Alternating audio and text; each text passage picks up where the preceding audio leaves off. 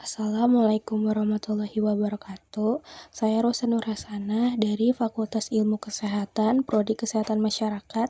Di sini saya akan memaparkan rangkuman materi mata kuliah Islam disiplin ilmu kesehatan dari materi 10 sampai 16. Materi 10 yaitu kesehatan lingkungan. Lingkungan yang baik akan berpengaruh terhadap kehidupan manusia, baik kehidupan yang sifatnya jasadiah maupun kehidupan yang sifatnya ruqyah. Perlu diingat bahwa dhahara fasadu fil kerusakan yang ada di bumi dan kerusakan yang ada di daratan maupun di lautan penyebabnya adalah manusia. Maka faktor utamanya adalah faktor sumber daya manusia. Allah Subhanahu wa Ta'ala menciptakan jagat raya alam ini sesuai dengan fitrahnya dan untuk kemaslahatan manusia. Terjadi pencemaran dan tragedi akan menyebabkan kerusakan-kerusakan penyakit fisik maupun penyakit mental, bahkan gangguan-gangguan kejiwaan seseorang. Materi 11 yaitu kesehatan jiwa. Tahzifun nufus yang artinya mendidik jiwa.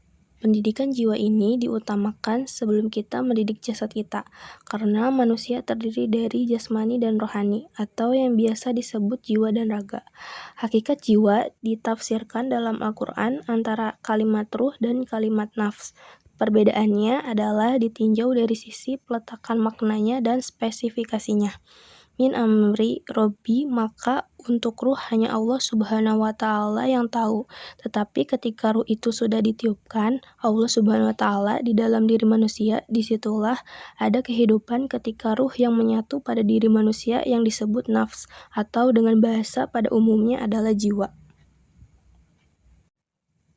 Materi 12 yaitu determinan kesehatan.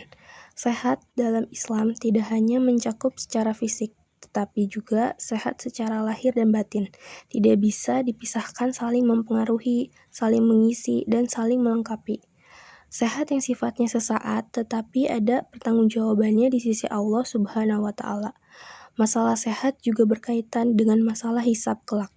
Oleh karena itu, pentingnya bagi kita menjaga kesehatan dan mengetahui faktor-faktor yang mempengaruhi terhadap kesehatan seseorang ataupun masyarakat. Dalam perspektif Islam, itu lebih holistik, lebih komprehensif atau menyeluruh, karena dalam Islam faktor kesehatan tidak hanya dipengaruhi masalah lingkungan, gaya hidup, keturunan, atau hanya pelayanan kesehatan, tetapi dipengaruhi juga oleh faktor iman dan faktor ibadah. Karena semakin dalam keimanan seseorang, semakin tinggi ibadah seseorang. Ini sangat berpengaruh terhadap ketenangan jiwa, karena melalui iman dan ibadah akan memberikan pengaruh yang signifikan terhadap ketenangan jasadnya. Materi 13 yaitu kesehatan reproduksi. Banyaknya penyakit-penyakit seksualitas yang disebabkan karena penyimpangan-penyimpangan reproduksi atau penyimpangan fitrah. Islam menganjurkan agar menjaga adab, pergaulan, dan adab sosial, sehingga terjadilah hal-hal yang tidak diinginkan, kemudian berkaitan dengan masalah pada reproduksi wanita, yaitu masalah kehamilan. Jadi, kehamilan dalam perspektif Islam secara fitrah, wanita sangat ditunggu. Karena wanita sudah berumah tangga, salah satu impiannya adalah memiliki keturunan. Materi 14 yaitu menanggulangi wabah LGBT. Banyaknya penyimpangan selain dari pengaruh lingkungan, pengaruh keluarga, dan juga pengaruh diri sendiri yang disebabkan oleh bisitan karena kebodohan atau syubhat. Terkadang seseorang itu tidak bisa lagi membedakan mana yang hak dan mana yang batil. Jadi terjadilah penyimpangan-penyimpangan yang tidak diinginkan. Materi 15 yaitu pelayanan kesehatan Islami. Sesungguhnya Allah Subhanahu wa Ta'ala mencintai orang-orang yang berbuat ikhlas. Maka jika kita semakin berbuat ikhlas kepada pasien, keluarga pasien, dan juga masyarakat, sebenarnya kita sedang berbuat baik pada diri sendiri, dan ada timbal baliknya.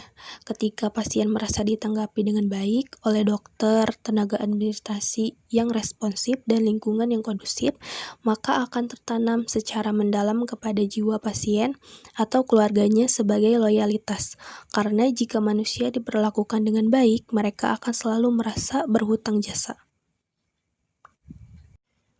Materi yang terakhir, yaitu Islamisasi masyarakat. Sebagai seorang tenaga kesehatan atau pemikir kesehatan, satu sisi juga sebagai dai kesehatan yang artinya berdakwah melalui kesehatan dalam sikap dan akhlaknya. Maka kita perlu mencerminkan diri kita sebagai orang yang berakhlak khususnya di saat kita memberikan pelayanan kesehatan kepada masyarakat. Nabi Muhammad SAW menjelaskan bahwa dari semua kebajikan adalah husnul khuluq, albirru husnul khuluq. Semua kebajikan yang dilakukan oleh manusia hanya disimbolkan husnul khuluq, yaitu kepribadian yang soleh dan akhlak yang mulia. Sekian pemaparan materi yang saya rangkum, kurang lebihnya mohon maaf.